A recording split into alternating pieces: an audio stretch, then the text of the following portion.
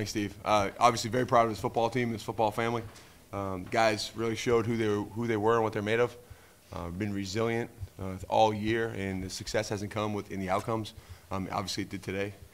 We had a good group of kids out there. We had exceptional leadership from the guy sitting to my left right here, who really steered this ship all season long through turbulent waters. And I'm just so proud of these kids for playing the way Yale football is meant to be played. They played hard, they played fast, they played physical.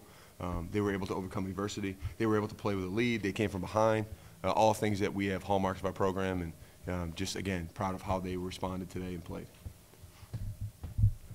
Questions? Coach, I'm interested in the outside kick to start the second half. What was the thought process behind that? Sure. Obviously, when you get into 9 games of film on opponents, there's a lot of tendencies that build up. There was a tendency there. We felt that it was something that was a really good opportunity for us, and we saw it. We confirmed it in the first half, and we took a shot at it. Tori, is it the joy of today make up for all the agony of the season? Well, I think what it is it builds. You grow as the season goes on, and this team grew. This team grew every week, and sometimes it wasn't easy to see in the score. Sometimes it wasn't easy to see in the yardage or any of that part. But what you saw today was all the hard work that these kids have put in all season long. This team was very, very different than teams that had the record we had. They came to work every day. They enjoyed playing with each other. I said every week on our press conference, I mean, these guys came in, and it was so much fun to coach them because they really enjoyed playing together. And they finally were able to break through, and they did. Coach, do you attribute Harvard's lack of offensive firepower more to your defense or the play calling Harvard really relying on the run game in the first half? I have a lot of respect for Harvard and Coach Murphy. Obviously, I work for Coach, and he was exceptional to me as an assistant. I just think that when you get in a game like this, it comes down to making plays, and we're able to make some plays.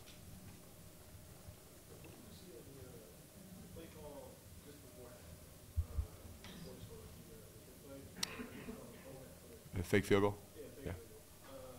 What was the play call and what was the decision to be aggressive? And obviously that kind of sparked momentum into the half. Yeah, our mentality is to attack. That's what our mentality is, to come after people. And we thought we had an opportunity at it, and we confirmed it when we lined up, and we took a shot at it. With that outside kick, and are those things that you're more likely to try to start the season when you haven't beaten the team in 9 years, that take those risks? We've run that fake field goal against 6 people in our league right now. We've scored 5 touchdowns, so we're running that against anybody. We've onside kicked, squib kicked, pop kicked. If we think we have an opportunity to gain an advantage, we're going to do it, no matter if we're playing Harvard or if we're playing anybody else. Kurt, what does this win mean to you?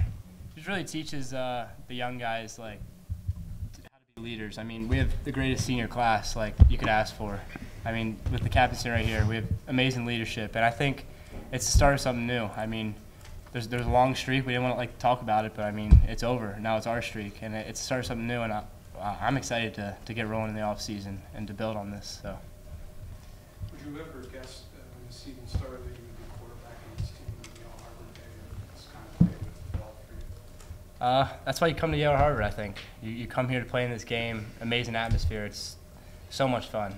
Just looking up and seeing all those people, and yeah, it's the dream. The dream is to play like this with amazing teammates and amazing coaching, and it's just awesome. Coach, this is your first victory with Harvard. Can you describe the emotions? Well, it's my second, because in 2006 we beat them here.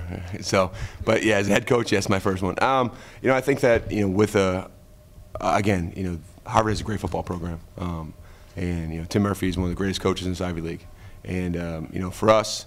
We're worried about just continue to get better as a program, and for us to continue to get better as a team and a football family. And to be able to come in here and have an opportunity and win the football game, to me it means everything for our kids and how much work they put in. Darius, you're the one senior up here at the table. You've gone through some pretty tough losses against Harvard in the past few years. Right after you realized that it's in the bag for sure, Yale wins, what were your emotions?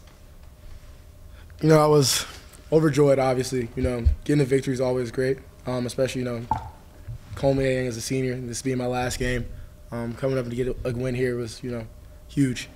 But obviously I was more proud of obviously these young guys to my left and my right, and a lot of the young guys who stepped up over the last few games, because I know the program's in the right direction, and that the experience they've gained, from every game we've played, they've learned valuable lessons that will take this program, I think, to the next level over the next few years. So I sat, kind of as an alum already, 2 seconds after the game, thinking, I'm excited for the future. Reed, you scored the game-winning touchdown in Harvard Yale. You talked through the emotions or how you saw that playing forward. So I had come off a couple plays before. I got rocked pretty good, sitting with the trainer. And right before that, the trainer goes, "Reed, you're good." I thought so. I thought I was out. So I get back in there. I see the play call, and I know that it's an opportunity for me to get there and get open. And then the ball snap. Kurt put the ball on the money, and it's exciting. For me, I was beating myself up. We should have had it like 4 plays earlier to JP Shofi, so always room to improve. But that wasn't the first read, but it just goes to show that you can trust every guy. You can trust the line to have that much time to be able to go through 3 reads and to pick up a read coming across the middle, and just him being strong, coming out after getting banged up, and just being tough and physical and getting in the end zone. So it was fun. Kurt, have you ever had a turnover-free game before? A turnover. Have you ever had a turnover-free game before? Yeah, Columbia. Yeah. Columbia. Coach, can you talk about some of the new looks we saw on offense? We saw a 3-attempted pass,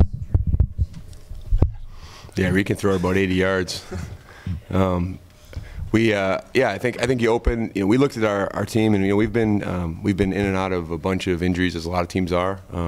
And we looked at our personnel every week, and we say, okay, what can we do to put our personnel in good positions? And we felt that an empty package with 2 quarterbacks in the field could potentially give us an advantage. And we've got 2 great young quarterbacks, one sitting here and one that played today for us, and put them on the field together and see what can happen. And they did a nice job. And we thought we could gain an advantage with Reed on the crack, and he did a great job. I give the credit to the Harvard defensive end. He really came and he held the point, and forced him to throw the ball a little earlier than he wanted to. So. I know the game is so important beyond all that to not only to win stuff for your program.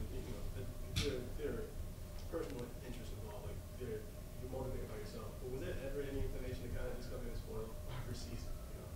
No, I always look at it as what it can do for us, and I think when you coach, your first, second, third, and 100th goal is to make sure that you're doing right by your team and doing right by your kids.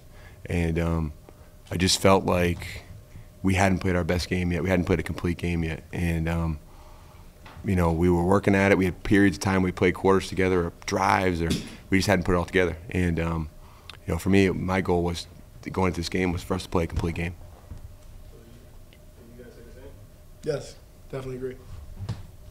I think it's you take every game not to spoil someone's season. You take every game to win. So coming in, usually when you come down to a Yale Harvard game, it probably is coming down to who's going to be Ivy League champion. But we were just focused on winning and taking care of what we needed to take care of, and I think it showed. Kurt, you mentioned the streak and now that it's over, and you didn't like to talk about it, but did you guys talk about it? Was it something else? I didn't really know of it, to be honest. No, I think each, we number our teams. This is team 144. 144 has a 1-game streak against Harvard. I want to know. Every team, next year, team 145 will have a 1-game streak, whether they win or lose. And that's how we look at it. We look at each team individually. There's, we don't ever look at things over, the course of history. We look at what you are today, because, whatever a team did a year ago, 2 years ago, 10 years ago has absolutely no bearing on what this team's going to do. Darius, was this the team's best defensive performance of the year? What was going well? Yeah, definitely. I think we did a good job on defense, obviously. We had a few breakdowns where we let a few things get away from us. But, overall, I think we played solid in the run game, made some huge plays in the pass game. Anytime you get a victory, it's a great defensive effort, I think. our kids, I mean, he's an understatement of the year. Our defensive guys, our offensive guys, but our kids, our defensive players played very good today. I mean, Harvard made some nice plays, and gotta give them credit when they make them. But our kids really battled, and they were able to get off the field in situations where we hadn't been able to in the first few weeks of the season. Any other questions? Thanks, everybody.